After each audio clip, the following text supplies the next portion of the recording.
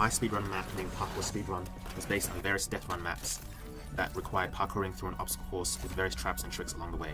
When testing various maps including 150 plus Easy Death Run by Yuri and Parkour Splash Out by JKR Julian, I was stuck on almost every checkpoint most of the time since the game was so hard that I had to skip many sections. So I simply used ready-made prefabs and of parkour stages including path, peg, ice, bounce and rail platforms that I arranged into a linear death run, but an added timer made it a speed run. The timer was set to 30 minutes to give some leeway in terms of finishing the level in time.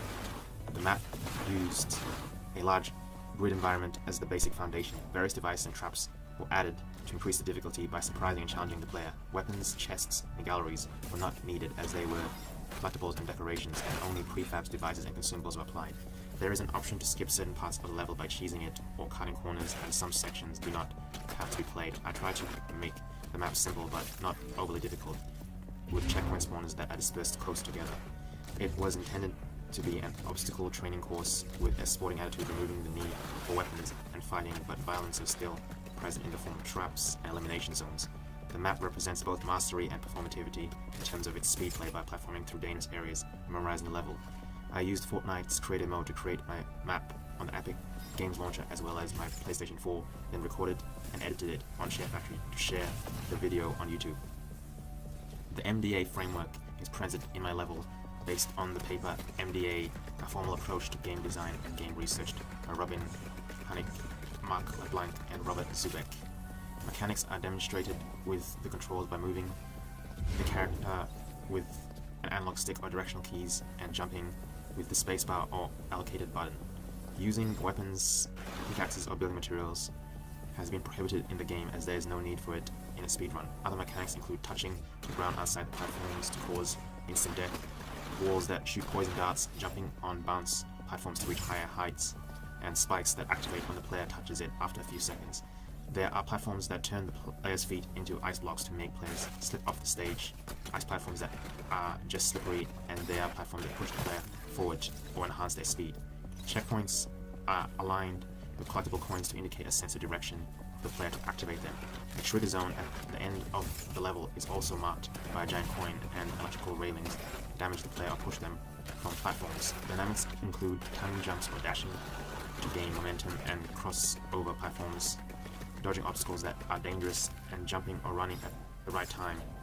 Increase difficulty when jumping, trying to balance slippery platforms, and using checkpoints to your advantage by finding them.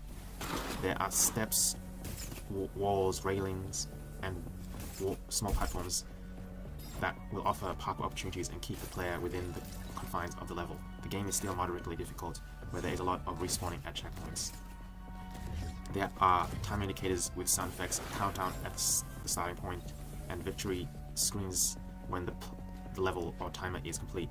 Aesthetics include sensation demonstrated in the music created by a radio device that plays exploration music, sound effects for satisfaction, visuals in terms of graphics, and interactivity such as control vibration, UI effects, and dialogue. Another is challenge with platforming, memorizing, and speedrunning the map to receive the best time and submission through an entertaining, intensive experience that immerses players in the game as a pastime. These concepts of the MDA framework demonstrate the analysis and consumption of games to influence the player's experience, as mechanics generate dynamics which in turn creates aesthetics. At the beginning of the game, there are on-screen instructions telling the player how to complete the obstacle course by collecting coins and finishing the level in 30 minutes. The difficulty curve would steadily increase when reaching the end of the level, where obstacles and traps would be repeated for the player to learn its behavior. The map is very linear, so there is some sense of direction demonstrated in the layout, which is more intended for a single player to test their skills. At the 30 and 15-second mark, clock sound effects would play, indicating the timer is reaching its end before taking the player to the game over screen, which indicated the time to complete the level, time alive, and any other status left. The level offers a challenge to players who can receive a high score in terms of time for reaching the end of the obstacle course. Spectators will witness the core mechanics in play, as well as dynamics and aesthetics, and they will be immersed visually rather than physically in the game experience. Playtesters found my level a bit too long and difficult to play within the time limit, but it was still completable by them.